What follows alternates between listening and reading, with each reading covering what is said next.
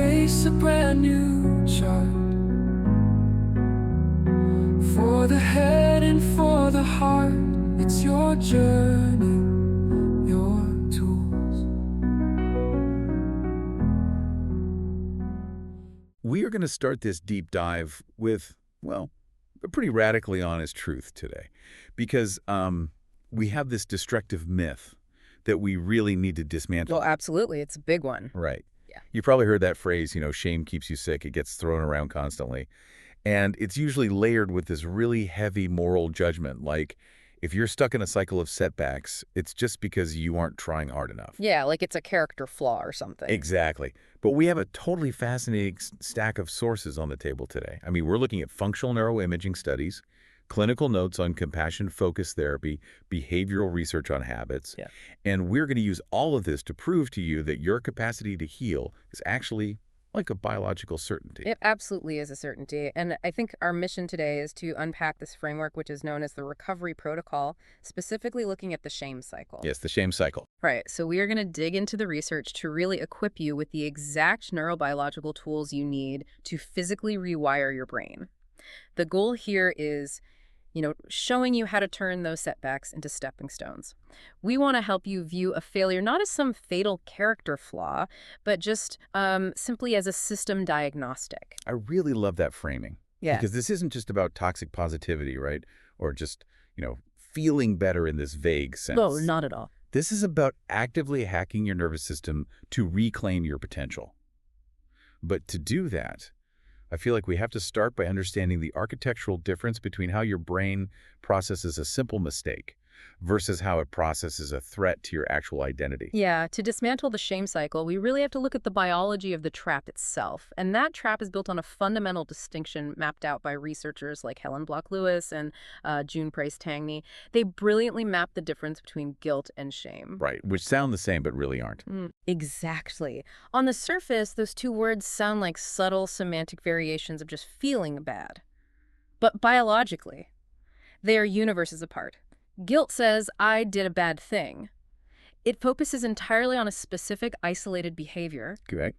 But shame, on the other hand, says, I am bad. It completely attacks your core identity. So if I can visualize that for a second, let's say I'm at work and I just completely botch a major client presentation. Classic scenario. Right, total nightmare. But if I'm experiencing guilt, my global self-worth is still preserved. Like, I know I did a bad thing, I know I messed up the slides, but I still view myself as a competent person who is capable of fixing it. Yes, and that drives what the research calls pro-social repair. Pro-social repair. So I want to apologize, maybe study harder, make amends. Yeah. But shame triggers this intense, almost suffocating desire to just hide and withdraw. I don't want to fix it. I just want to disappear. Exactly. And the neurobiology behind why shame feels so uniquely paralyzing is where this research gets incredibly fascinating. Tell me about it, because it feels awful. Well, when you experience shame, functional neuroimaging shows that it lights up specific regions of your brain, primarily the dorsal anterior cingulate cortex, or the DACC, and the anterior insula. Okay, DACC and anterior insula. Right, and the reason that matters to you is because that is the exact same circuitry your brain uses to process literal physical pain.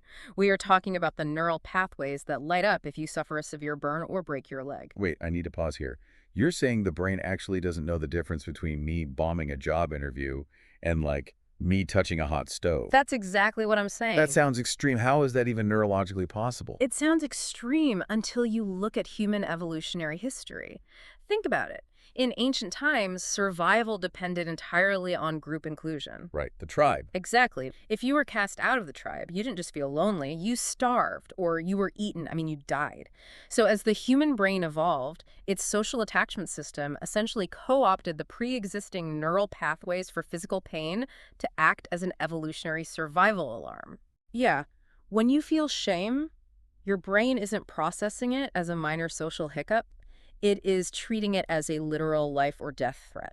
Let's look under the hood of that, because this completely explains the cognitive shutdown that happens during a massive shame spiral. Oh, totally. Because if my brain thinks I am literally about to be exiled into the wilderness to die, the survival alarm goes off. My amygdala, which is the brain's threat detection center, right? Yes, the threat center. It gets completely hijacked. Right. Stress hormones like cortisol just flood my system. And as a result, my prefrontal cortex, which is the logical, executive, problem-solving center of my brain, essentially goes completely offline. It completely decouples. This is such a crucial point for anyone listening who gets frustrated with themselves during a setback. Yeah. You cannot lodging your way out of a shame spiral because the biological hardware required for logic has been temporarily shut down by the amygdala. The power is cut. Exactly. And to make matters worse, that elevated cortisol impairs your hippocampus. Now, the hippocampus is the part of the brain that is supposed to contextualize memories. But under this kind of acute stress, it fails to record your botched presentation as a localized, specific mistake. Instead, it files the event away as an implicit, generalized danger signal. Which means the next time I have to speak in public, my brain triggers a rapid reinstatement of that exact same shame state before I even open my mouth. Yep. It's just a closed loop. Precisely. And in the literature, particularly in Stephen Porges's polyvagal theory, this extreme state is described as a dorsal vagal shutdown. Dorsal vagal shutdown. Right. When the nervous system is that overwhelmed by the perceived threat of shame, it literally collapses into immobilization and numbness. It's a biological conservation strategy. You freeze, all your motivation just evaporates. I am visualizing this like a trip to circuit breaker in a house. Oh, that's a good analogy. Right. When there's a massive power surge, the breaker flips and the lights go out. Mm. And it's incredibly frustrating when you're stumbling around in the dark, but the breaker isn't broken. It's actually doing exactly what it was designed to do to prevent an electrical fire in the walls. Yeah. So the inability to act or think clearly during a shame spiral isn't a lack of willpower. It's not a personality flaw. It's just your body's ancient circuitry trying to protect you from what it perceives as a fatal threat. I am so glad you brought up the circuit breaker because that is the perfect lens for this. Mm. The house goes dark to prevent the fire. But once you realize that a shame spiral is a mechanical, biological reaction rather than a moral failing, everything changes. Because you don't have to burn the house down. Exactly. You can actually use the brain's inherent neuroplasticity, its ability to form new neural connections, to physically rewire how that breaker operates when it encounters failure. And that brings us to the core thesis of compassion-focused therapy. Right, because if a behavioral setback isn't a character flaw, what is it? I mean, it's simply diagnostic data. Just data. It's just data showing you that your current behavioral system has a vulnerability under high-stress conditions. It's like being a software engineer. How so? Well, if an engineer is running a new app and they find a bug in the code that causes a crash, they don't throw their whole computer in the trash and scream, "I'm a terrible person, I'm fundamentally broken." Right, that would be ridiculous. Exactly. They just look at the data, isolate the bug, and write a patch for the system. And Paul Gilbert's work with compassion-focused therapy, or CFT, provides the exact framework for writing that biological patch. Okay, let's get into CFT. So the goal of CFT is to deliberately shift your brain out of the threat system, which is driving all that shame, cortisol, and the tripped breaker, and purposefully activate the soothing system. The soothing system. Yeah. The soothing system is deeply rooted in mammalian biology, specifically the drive for safety and connection. And activating it is what allows you to regulate those complex, paralyzing emotions. Okay, but I have to play devil's advocate for the listener here for a second. Go for it. Look, self-kindness and soothing sound really great on paper, but when you've just made a massive mistake, say you made a financial error that cost your company thousands of dollars, or you deeply hurt a friend, talking to yourself like a friend feels impossible. It does. In fact, it feels irresponsible. Doesn't self-kindness just let you off the hook? Like, doesn't it kill your drive to actually fix the problem? That is the most common pushback CFT receives. And it's because we culturally equate self-punishment with accountability. Right, like if I don't feel terrible, I didn't learn my lesson. Exactly. But neurologically, that is completely false. Punishment just trips the circuit breaker again. It keeps the prefrontal cortex offline. You cannot take accountability if your executive functioning is shut down. Wow, that makes so much sense. The clinical notes on this highlight 3 tenets of self-compassion that actively patch the biological code. The first is self-kindness versus self-judgment. When you fail, the default shame response is harsh self-criticism. The brain processes that internal voice as an internal threat, releasing more cortisol. So you're attacking yourself. Right. By practicing self-kindness, you aren't ignoring the mistake. You are simply signaling to your brain that it is safe enough to turn the prefrontal cortex back on so you can actually solve the problem. So self-kindness is literally just the biological prerequisite for problem solving. Exactly. It's hitting the reset switch on the breaker so you can actually see the messy room you need to clean up. That's a great way to put it. Now, the second tenet is common humanity versus isolation. Okay. Common humanity. Right. Shame thrives on the illusion that you are uniquely defective. It makes you feel like you are the only person on Earth who has ever failed this spectacularly. Oh, I know that feeling so well. We all do.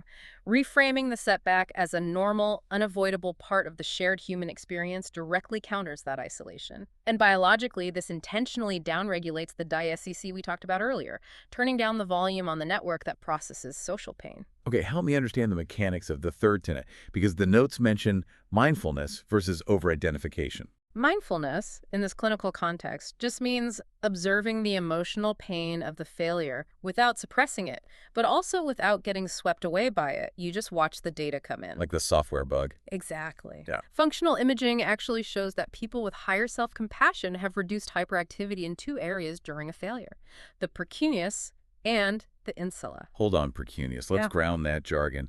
What are those areas actually doing to me when I mess up? Good question. The precuneus is heavily involved in ruminating on personal memories.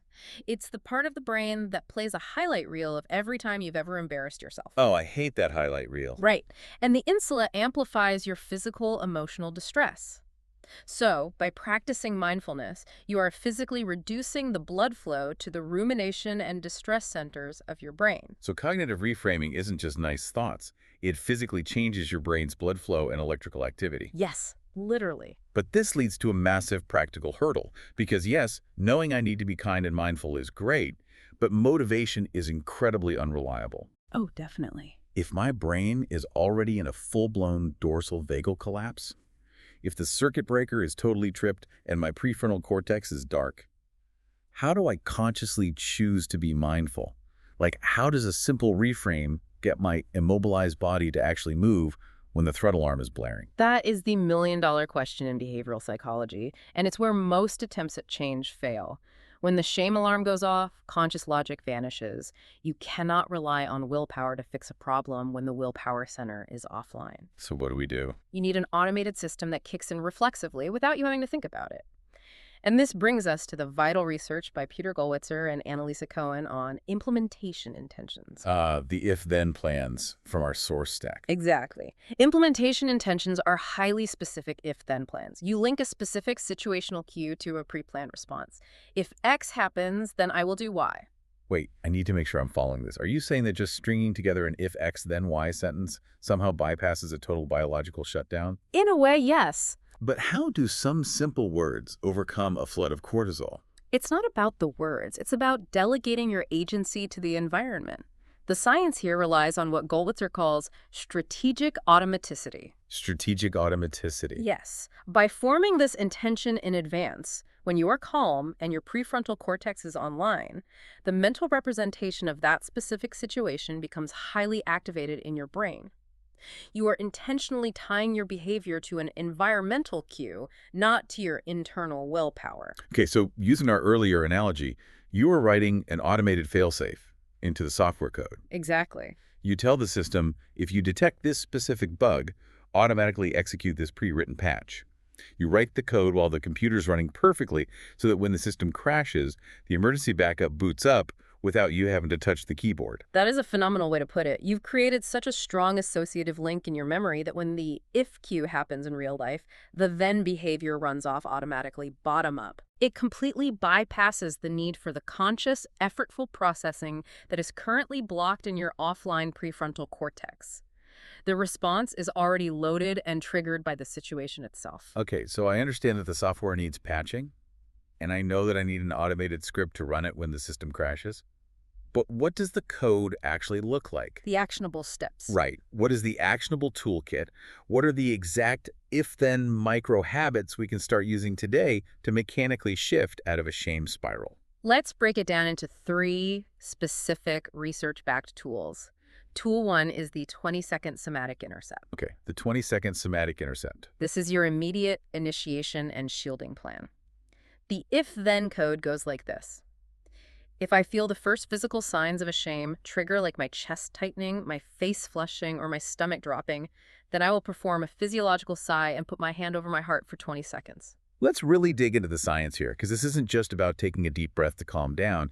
It's highly mechanical. It is. The physiological sigh, which neurobiologists like Andrew Huberman study deeply, is a specific pattern.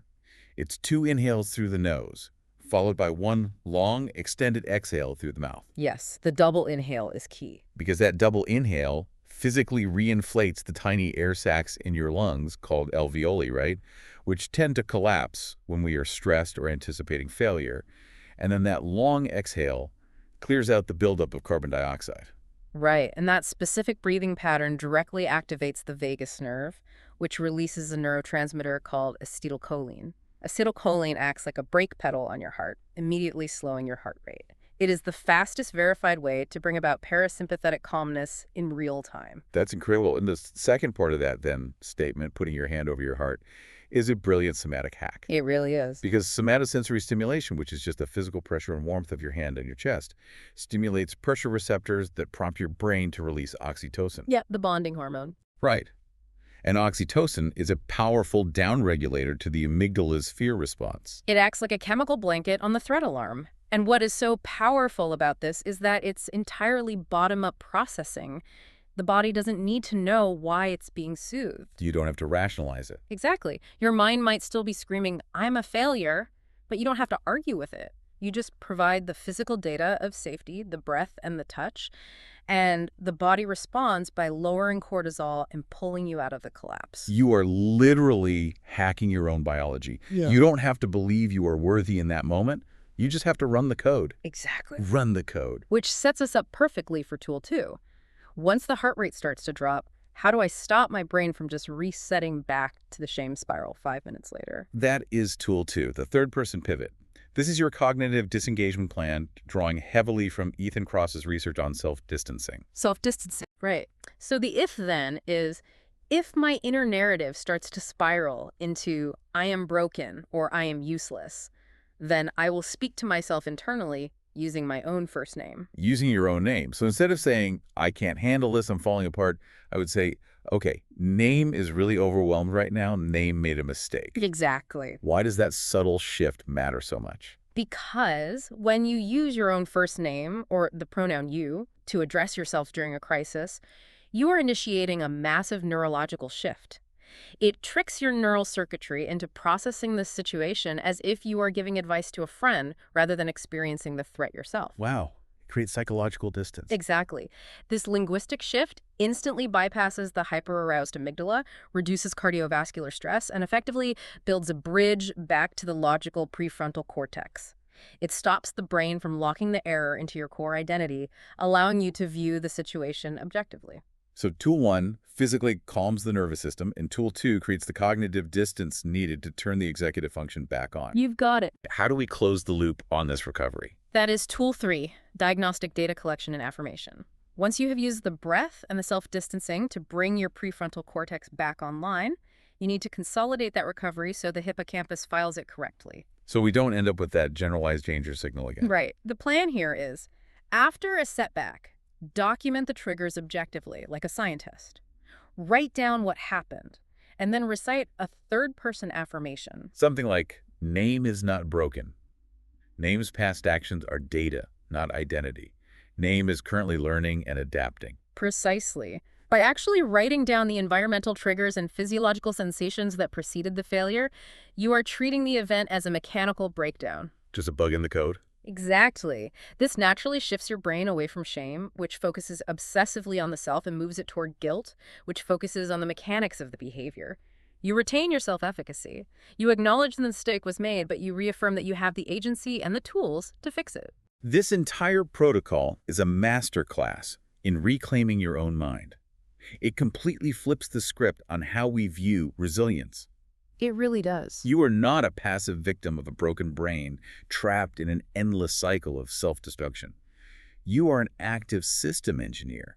You are entirely capable of profound neuroplastic transformation. 100%. I mean, every single time you use that somatic intercept, every time you choose to use your first name instead of spiraling into "I am bad," You are literally altering the physical structure of your brain. You are actively strengthening the neural pathways between your prefrontal cortex and your limbic system. You are building a more resilient mind, one micro habit at a time. The shame cycle relies entirely on you believing that your setbacks define your worth. Which we know isn't true. Right. But when you step back and look at the biological reality, a setback is just diagnostic data. It is just a signal showing you where the system needs support. It's just a tripped circuit breaker. You reset it, you adjust the load, and you turn the lights back on. You don't have to live in the dark. You don't. And if we zoom out to the biggest picture possible, there is a lingering thought here that goes far beyond just your individual healing. Well, we discussed earlier that our brains evolved this intense, painful shame response to keep us safely accepted within our ancient tribes. Right, the evolutionary survival alarm. Keep the tribe happy or die. Exactly. But consider what that means in today's world. Look at modern digital environments. Social media algorithms, for instance. Oh, wow. They are explicitly designed to trigger that ancient social threat circuitry. They weaponize the DACC to keep you terrified of outgroup exclusion, keeping you scrolling, enraged, and constantly radiating defensive shame. Wow. They are farming our biological fear of exile for engagement. They are. So if our modern world is built to weaponize the shame cycle, then taking the time to mechanically heal your nervous system isn't just about feeling better. Radically practicing self-compassion and system thinking becomes an act of digital rebellion. An act of digital rebellion. I love that. Right. If you stop operating from a place of chronic shame, you become immune to the outrage machine. And more importantly, you fundamentally alter the psychological safety of the families, the workplaces, and the communities you interact with every single day. That is something incredibly powerful to sit with. By refusing to run the shame code, you give everyone around you permission to put their armor down too.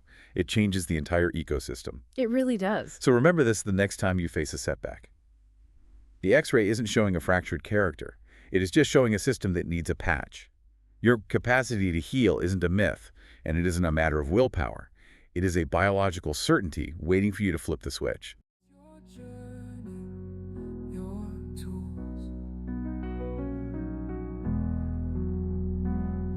It's the strength to build anew. It's the light to guide you through. It's the choice to find your way. Starting here, starting today. That brings us to the end of today's session on breaking the shame cycle. I want you to remember one critical thing as you step away today. Your brain might be stuck in a loop telling you that you are broken, but that is simply an old operating system trying to protect you. You have the power, through neuroplasticity and cognitive reframing, to change that narrative.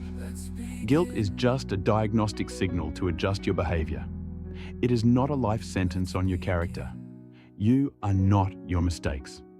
You are learning, you are growing, and you are absolutely capable of building a new system. Are you ready to transform your mindset and build systems that support your best self? The Your Journey, Your Tools app contains the exact blueprints, positive reinforcement, and diagnostic tools you need to thrive. Download the app, www.yourjourneyyourtools.com. Be kind to yourself. You are doing better than you think, and I'll catch you on your journey.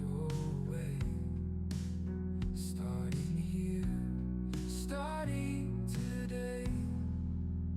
Your journey.